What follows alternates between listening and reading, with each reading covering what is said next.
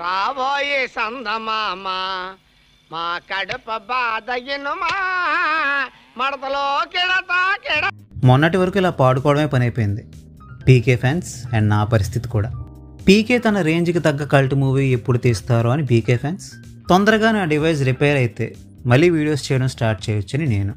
Anyway, coming to the point, PK ఫ్యాన్స్కి OG movie నచ్చిందా, వాళ్ళు హ్యాపీగా ఉన్నారా లేదా అన్న సంగతి పక్కన పెట్టి, యాజ్ ఎ న్యూట్రల్ ఫిలో నాకు ఓజీ ఎలా ఉందనిపించిందన్న దాని గురించి మాత్రమే ఈ వీడియోలో మాట్లాడుకుందాం. గత కొంతకాలంగా పీకే చేస్తున్న మూవీస్ ఏవి కూడా నాకు నచ్చలేదు. అందువల్ల బయట జనాలకి ఓజీ మీద విపరీతమైన అంచనాలు ఏర్పడినప్పటికీ కూడా నాకు మాత్రం ఓజీ మీద ఎటువంటి ఎక్స్పెక్టేషన్స్ ఏర్పడలేదు. సో వితౌట్ ఎనీ ఎక్స్పెక్టేషన్స్ నేను ఈ మూవీని చూడడం జరిగింది. అండ్ టు బీ ఫ్రాంక్, ఏవో కొన్ని ఎలివేషన్ సీన్లు తప్పితే రిమైనింగ్ మూవీ నాకు అంత గొప్పగా ఏమీ అనిపించలేదు. అయితే గత కొంతకాలంగా పీకే చేస్తున్న సినిమాలతో పోలిస్తే ఇది చాలా బెటర్ ప్రోడక్ట్ అనే అనిపించింది, కానీ అది మాత్రమే సరిపోతుందా అంటే సరిపోదనే చెప్పాలి. ఇది వరకు మనం చాలాసార్లు చూసేసిన స్టోరీనే ఈ మూవీలో కూడా చూపించారు, అది కూడా చాలా ప్రెడిక్టబుల్ వేలో. దీనివల్ల ఏమైందంటే కొన్ని ఎలివేషన్ సీన్స్ వచ్చేటప్పుడు మంచి హై వస్తుంది, కానీ అసలు కథని చెప్పడం కోసం తీసిన సీన్లు వచ్చినప్పుడు మాత్రం ఆ ఉత్సాహం అంతా నీరుగారిపోతుంది. గ్యాంగ్స్టర్ డ్రామా జోనర్లో ఒక మూవీని చూస్తున్నామంటే అందులో ఎలివేషన్లతో పాటు ఎంగేజింగ్గా సాగే డ్రామా కూడా ఉన్నప్పుడేగా ఆ మూవీతో మనం కనెక్ట్ అవ్వగలం. మరి అలాంటప్పుడు ఎలివేషన్ సీన్ల మీద మాత్రమే ఫోకస్ పెట్టి డ్రామాని మాత్రం గాలికి వదిలేస్తే ఎలా చెప్పండి?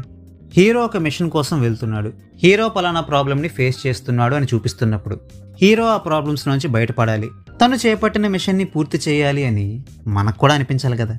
బట్ ఈ మూవీని చూస్తున్నప్పుడు నేను హీరో క్యారెక్టర్తో కనెక్ట్ అవ్వలేదు, హీరో క్యారెక్టర్ గెలిస్తే బాగుంటుందన్న ఫీలింగ్ కూడా నాకు కలగలేదు. ఓజస్ గంభీర చాలా పవర్ఫుల్, స్టైలిష్గా ఉంటాడు, అతని దగ్గర మంచి మంచి వెపన్స్ ఉన్నాయి లాంటి పై పోతలు తప్పితే అతని అంతరంగం ఏంటనేది మాత్రం చూపించే ప్రయత్నం చేయలేదు. అండ్ పోలీస్ స్టేషన్ సీన్ లాంటి ఒక 3-4 ఎలివేషన్ సీన్లు బాగానే వర్కౌట్ అయినట్టు అనిపించిన సీన్లో అంత స్టఫ్ లేకపోయినా కూడా ఏదో విధంగా మన హీరోని లేపాలి అని పెట్టిన సీన్లు మాత్రం అస్సలు వర్కౌట్ కాలేదు. ఇక ఇమ్రాన్ హష్మీ చేసిన ఓమీ క్యారెక్టర్లో కూడా కొత్తదనం అంటూ ఏమీ లేదు. రెగ్యులర్గా మనం మూవీస్లో చూసే నార్త్ ఇండియన్ విలన్ క్యారెక్టర్స్ మాదిరిగానే తన క్యారెక్టర్ కూడా ఉంది. సో ఒక వీక్ విలన్ అండ్ ఒక వెరీ వెరీ పవర్ఫుల్ హీరోకి మధ్య పోరు జరిగితే ఆ వార్ వన్ సైడ్ అయిపోతుంది, కాబట్టి ఆ పోరును చూసే ఇంట్రెస్ట్ కూడా కలగదు.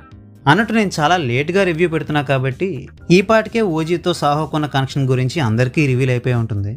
సో చాలామంది చెప్తున్నట్టే నాకు కూడా ఆ కనెక్షన్ చాలా ఫోర్స్డ్గా పెట్టినట్టు అనిపించింది. ఒక ప్రాపర్ రీజనింగ్ అంటూ లేకుండా ఇటువంటి కనెక్షన్స్ని పెట్టడం మానేస్తేనే బెటర్ అని నా ఫీలింగ్. సో ఫైనల్గా ఈ మూవీని నేను మీకు రికమెండ్ చేస్తానా అంటే, ఎలివేషన్ సీన్స్ని కరెక్ట్గా తీస్తే ఫ్యాన్స్ సాటిస్ఫై అయిపోతారు కాబట్టి వాళ్ళకి ఈ మూవీ మంచి ఫీస్టే కావచ్చు. బట్ న్యూట్రల్ ఆడియన్స్కి ఎలివేషన్స్ మాత్రమే ఉంటే సరిపోదు, కాబట్టి ఈ మూవీ వాళ్ళకి ఎక్కడం కొంచెం కష్టమే అని నా ఫీలింగ్. సో మీరే డిసైడ్ చేసుకోండి, ఇంకా ఎలివేషన్ సీన్స్ మాత్రమే ఉంటే చాలా, లేక మూవీ కూడా ఎంగేజింగ్గా ఉంటేనే చూస్తారా అని. అండ్ ఒకవేళ మీరు ఈ మూవీని చూసుంటే మీకేమనిపించిందో కూడా కామెంట్ చేసి చెప్పండి, సో దట్ నాకు కూడా తెలుస్తుంది న్యూట్రల్ ఆడియన్స్కి ఈ మూవీ ఎంతవరకు ఎక్కిందోనని. So well, that's a wrap on this video.